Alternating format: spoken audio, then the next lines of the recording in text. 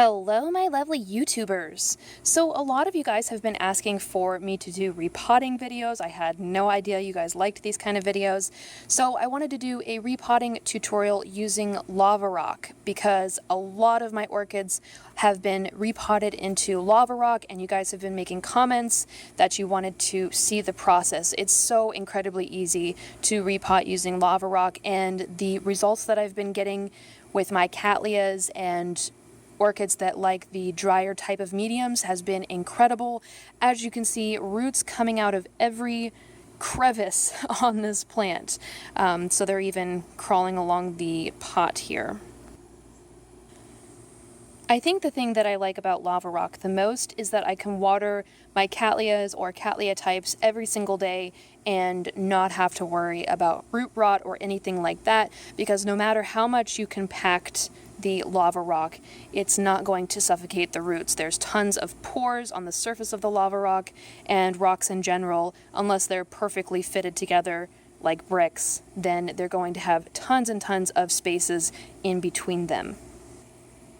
Okay, so now that we have seen the results of repotting in lava rock, this is just one of my orchids. I didn't want to spend too much time showing you the other orchids that I have potted in lava rock, so let's get into the repotting. Okay, so here's the orchid that we're going to be repotting today. This is one of my recent purchases. I got it a couple weeks ago. It is Brassolalia Cattleya Pisca King. There we go. Good focus. So we're going to be repotting this guy today, and he definitely needs it. If you can see, he is actually potted not in soil, but in Pro Mix. So if you ever see an orchid potted in this soil type of media, it is not actually soil in the sense that you would get this from a garden center, you know, potting mix or potting soil. It's actually called Pro Mix, and a lot of growers use Pro Mix because it retains moisture, so they don't have to water their plants as much and keeps that moisture around the roots so that they have nice plump pseudobulbs. So it is great if you are a commercial wholesaler or greenhouse grower because Pro Mix holds moisture for longer, so that's less plants that you have to water every single day or every other day. These plants probably get watered maybe, gosh, once every week and a half to 2 weeks. I mean, Pro Mix is a really water retentive mixture, and as you can see, it's not working out in my conditions. I have mushy roots here, so it's just not working out for me. We're going to repot this guy into lava rock. Some other supplies that are great to have on hand: a clay pot if you like clay. I just rinsed this one out. Some isopropyl alcohol for sterilizing your cutting material, which I'm going to be using scissors today. And then of course the lava rock itself. This is the brand that I get from Lowe's. I don't even know what the brand is. I think it's American. Red lava rock from Lowe's, and it comes in all different sizes. I'll show you guys some.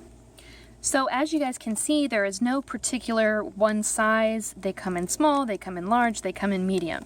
I don't actually think that Lowe's sells individual sizes like large or small or medium. So you get what you get, and it's very dirty. I like to rinse my orchids after I've potted them. You can rinse before too, that works as well.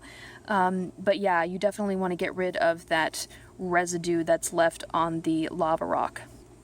Alright, so first thing I'm going to do here is unpot the orchid, which is very easy, as you can see, because oh my gosh, look at all those roots that are rotted. Some of them have even fallen away from the plant itself. I really don't like Pro Mix. It does have its place, but its place is not around my plant's roots. Just look at that. I'm going to go rinse this off with a hose, and I'll be right back. Now the nice thing about Pro Mix is that it's very easy to remove from around the plant. With bark, sometimes pieces get stuck to the actual roots, and you can break roots trying to pull away the media.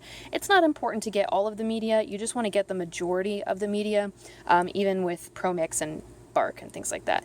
Now for the cutting of the roots with this orchid, you can pretty much tell which ones need to go and which ones can stay. If you ever question which ones to cut, feel the roots. See how this one is squishy and just, it's actually emitting sort of a rotten putrid juice.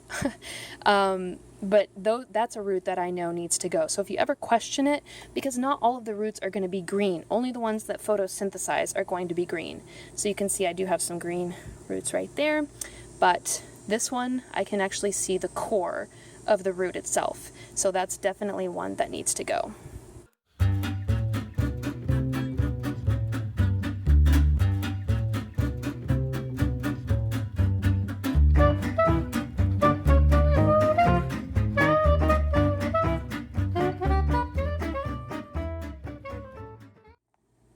Okay, so now that we have gotten rid of the roots that are dead or mushy or brown, now we are ready to pot the orchid.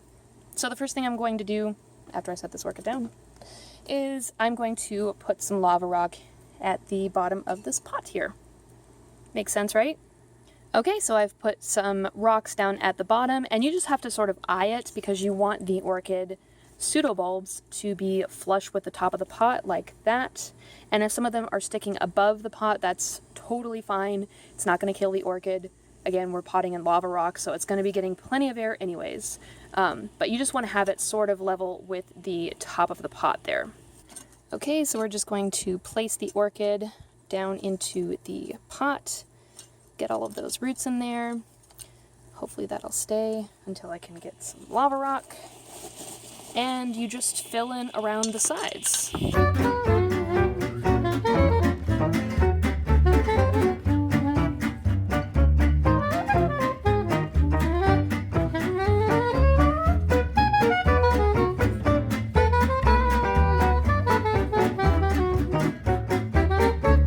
Okay, so last thing we need to do here is rinse off all of the rock dust.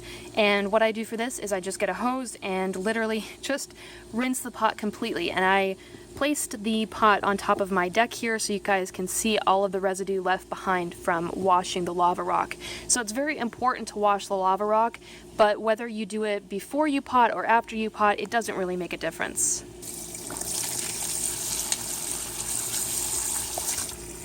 So if you guys can see all of that residue there, that is all lava rock dust. So I'm going to continue washing. Cleanliness is next to godliness. There we go. Alrighty, here is our completed repotting project. And whether you compact the rocks or don't compact the rocks, it really doesn't make too much of a difference. You can't suffocate the roots in lava rock, which is one of the reasons I love it so much.